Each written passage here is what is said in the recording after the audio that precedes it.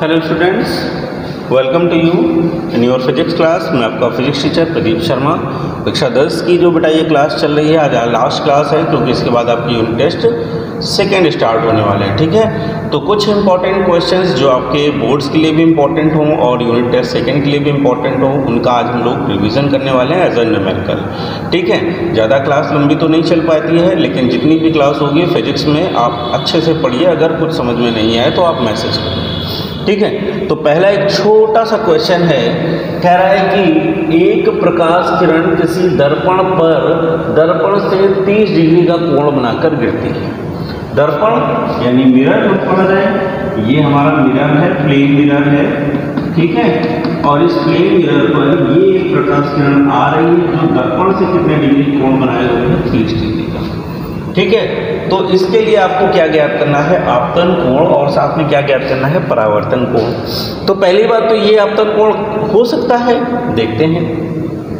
ये प्रकाश किरण आ रही है, इसका नाम क्या है, आपतित किरण। क्या नाम है, आपतित किरण। आपतित किरण जैसे ही इस बिंदु पर पड़ेगी, यहाँ पर बनाएगी आपतन बिंदु। तो ये आपतन बिंदु पर हमने डाल दिया अभिलंब। क्या डाल दिया, अभिलंब। अभिलंब जो होता है वो इससे 90 डिग्री कोण होता है। ठीक, याद रहेगा हमेशा। तो भाई तल से 90 डिग्री कोण बना लिया, तो यानी ये भी तल से 90 डिग्री कोण बनाए हैं। अब उसमें से 30 डिग्री आप निकाल दोगे तो ये जो कोण बचता है ये आपका होता है आई मतलब आपतन कोण। तो भाई यहाँ पर अगर हम आपतन कोण निकालेंगे तो हमें आई का मान कितना मिलेगा, 90 - 30 यानी 30 डिग्री। कितना मिलेगा, 30 डिग्री मिल गया। तो यहाँ पर आप क्या लिखेंगे, आपतन कोण बराबर 90 - 30 इक्वल कितना आ गया, 60 डिग्री। अर्थात इस क्वेश्चन में आपतन कोण का मान कितना है, 60 डिग्री। अब ये प्रकाश किरण इस तरह से आएगी तो इस तरह से जाएगी। अब चूंकि परावर्तन का नियम पता है ना, परावर्तन का नियम क्या होता है, परावर्तन का नियम ये होता है कि जो आपतन कोण है वही क्या होता है, परावर्तन कोण। तो हम यहाँ पर लिखेंगे परावर्तन के नियम से क्या होता है, angle i is equal to angle r. So angle r is equal to क्या होगा, 60 डिग्री। यानी परावर्तन कोण भी कितना होगा, इसका 60 डिग्री होगा। बात समझ में आ गई कि नहीं है। ठीक है, अब इसी क्वेश्चन में एक और चीज जोड़ सकता है कि बताइए कि ये प्रकाश किरण दर्पण से कितना कोण बना के जाएगी। तो दर्पण से जो कोण बना रही है क्या है, ये है। दर्पण से जो कोण बना के जाएगी वो भी कोण कितना होगा, 30 डिग्री। यानी दर्पण से अगर ये 30 डिग्री कोण बनाकर आई है तो ये 30 डिग्री कोण बनाकर ही जाएगी। एक क्वेश्चन और बोला जा सकता है, कहता है अगर कोई प्रकाश किरण इसके अभिलंब पर आपतित करा दी जाए, अगर ये अभिलंब पर आपतित होगी तो ये अभिलंब से ही वापस जाएगी। यानी तब इसके लिए जो आपतन कोण का मान होगा वो 0 डिग्री होगा और परावर्तन कोण का मान भी क्या होगा, 0 डिग्री होगा। बात समझ में आ रही है कि नहीं आ रही है। ठीक है, तो स्क्रीन पॉज करो, स्क्रीन पॉज करके इसे सॉल्व करो, फिर अगला क्वेश्चन पढ़ो।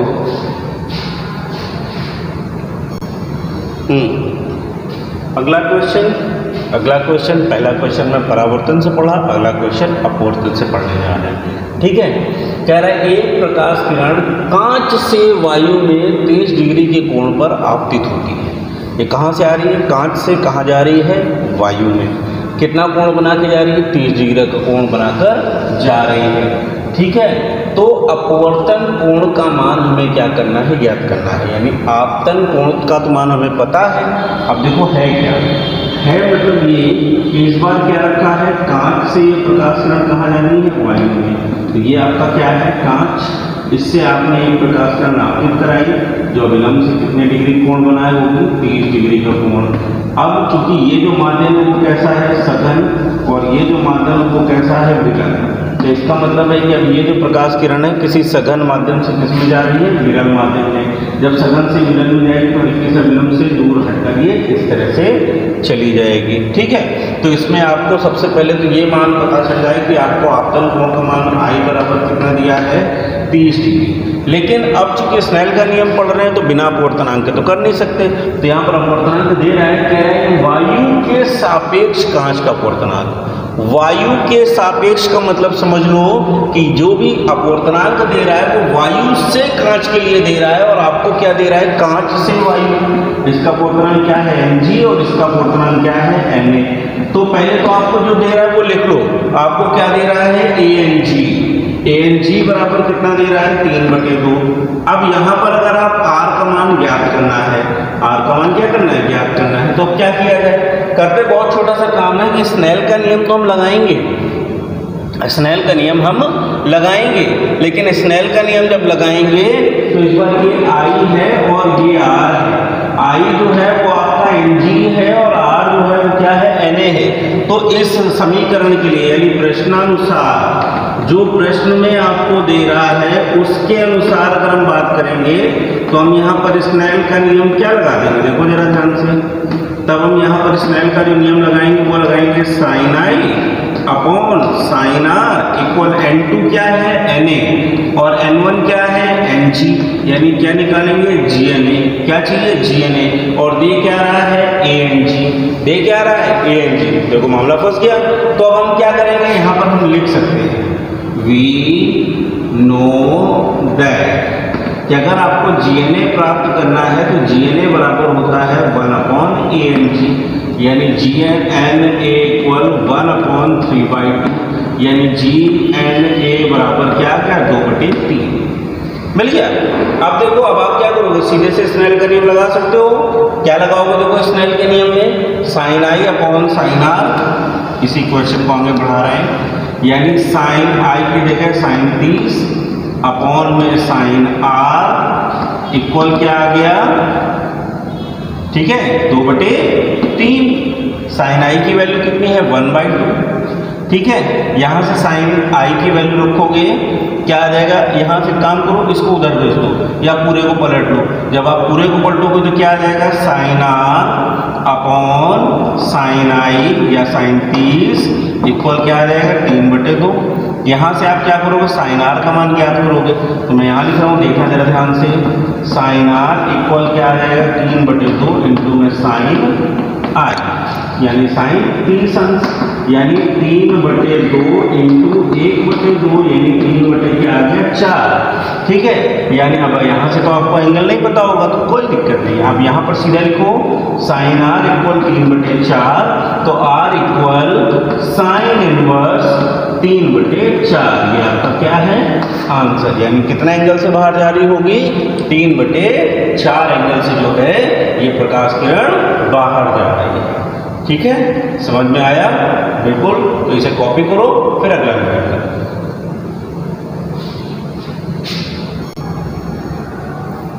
अगला क्वेश्चन कह रहा है, दर्पण है, वो भी अवतल है, जिसकी फोकस दूरी आपको दे रहा है 20 सेंटीमीटर है, और उस दर्पण से 40 सेंटीमीटर की दूरी पर अगर आप कोई वस्तु रखते हैं तो ये बताना है कि उसकी प्रतिबिंब की स्थिति क्या है। ठीक, पहली बात तो अवतल दर्पण है, तो मैं अवतल दर्पण बना रहा हूँ, ये आपका अवतल दर्पण है, और इसके इस तरफ जब तलई किया जाएगा तब ये अवतल बनेगा। ठीक, ये आपकी जो हो गई मुख्य अक्ष हो गई S P S डैश, यानी S जो है ये क्या है आपका, S और S डैश जो है ये आपका फालक है, P जो है इसका ध्रुव है। मान लिया कि ये इसकी फोकस दूरी है, ठीक है, F जिसका मान कितना है अभी 20 सेंटीमीटर है।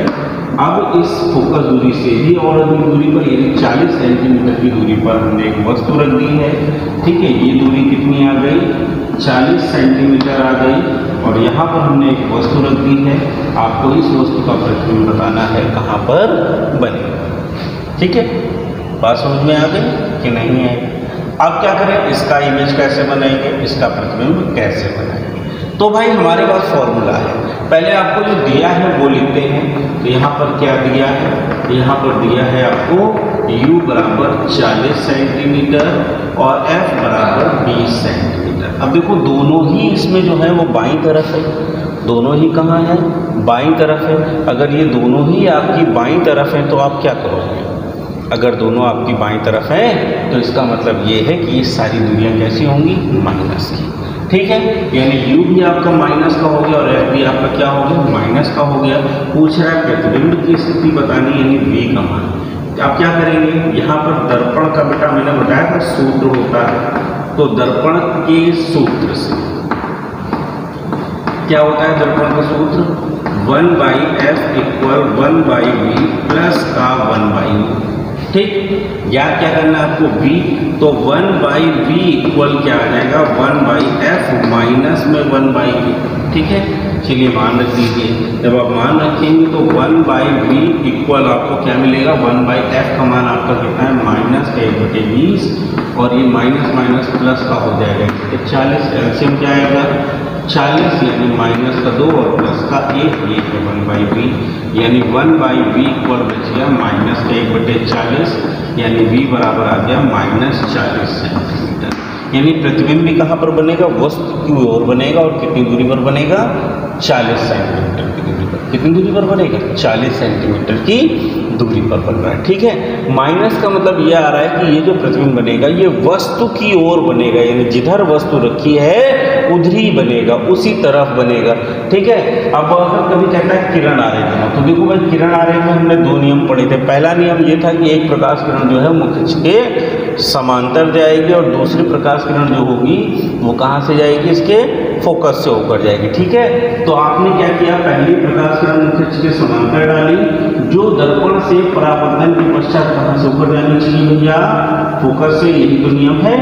ठीक है, और दूसरी प्रकाश किरण क्या करेंगे, आप इससे फोकस पर डाल देंगे, जो इससे परावर्तित होकर कैसी चली जाएगी, सीधी। कब दोनों प्रकाश किरणें इस बिंदु पर मिलेंगी, जिस बिंदु पर मिलेंगी उसे आप प्रतिबिंब बिंदु मान लेंगे, और इसका नाम क्या होगा, आई डैश। वस्तु का नाम क्या था, ओ डैश। ठीक है, तो इसका मतलब ये है कि ये वस्तु कहाँ पर रखी है, नियम पढ़े हैं अगर आपने, तो ये वस्तु रखी है वक्रता केंद्र पर। कहाँ पर रखी है, वक्रता केंद्र पर, अर्थात वक्रता केंद्र पर रखी वस्तु का प्रतिबिंब ही वक्रता केंद्र पर बनता है, लेकिन बिल्कुल वस्तु के नीचे। बात समझ में आ गई, तो इसे भी आप कॉपी कीजिए। फिर पढ़ते हैं अगला न्यूमेरिकल।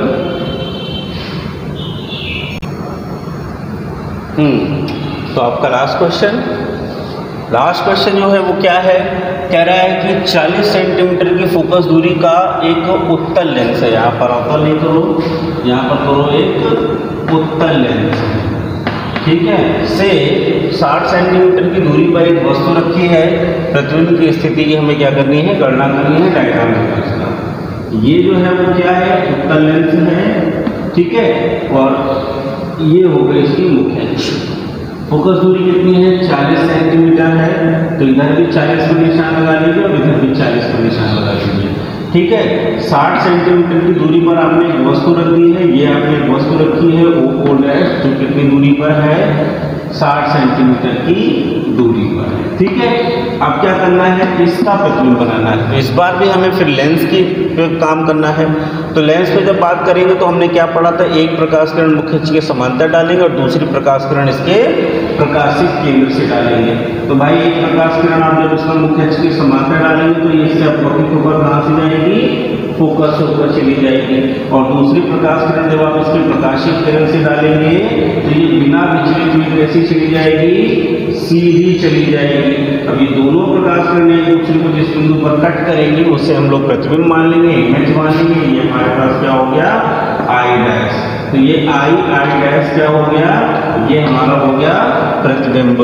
प्रतिबिंब की स्थिति ज्ञात करनी है, यानी v का मान आपको क्या करना है, ज्ञात करना है। f का मान आपको क्या दे रहा है, 40 सेंटीमीटर। इस बार f की देखो दिशा कहाँ पर है, दाईं तरफ है, और u की दिशा कहाँ है, बाईं तरफ है।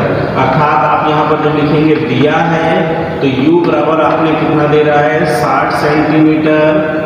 f बराबर कितना दे रहा है, f बराबर दे रहा है 40 सेंटीमीटर। और ज्ञात क्या करना है, इस बार फिर से v का मान ज्ञात करना है। बस ये ध्यान से देखो, u हमेशा निगेटिव होता है, तो इस बार f कैसा होगा, पॉजिटिव। और अकॉर्डिंग टू रे डायग्राम के अनुसार हमारा v भी कैसा आना चाहिए, पॉजिटिव। तो उसके लिए अब क्या करेंगे, सॉल्व करेंगे, और सॉल्व कहाँ से करेंगे, लेंस के सूत्र से। लेंस का सूत्र क्या होता है, 1/f इक्वल 1/v माइनस में 1/u। क्या ज्ञात करना है 1/v। तो 1/v इक्वल क्या आ जाएगा 1/f प्लस 1/u। चलो मान रखते हैं भैया, है ना। जब मान रखेंगे तो उनको मान क्या मिलेगा, देखो 1/v इक्वल 1/f का मान कितना है हमारे पास 40, और माइनस में क्या आ जाएगा 1/60।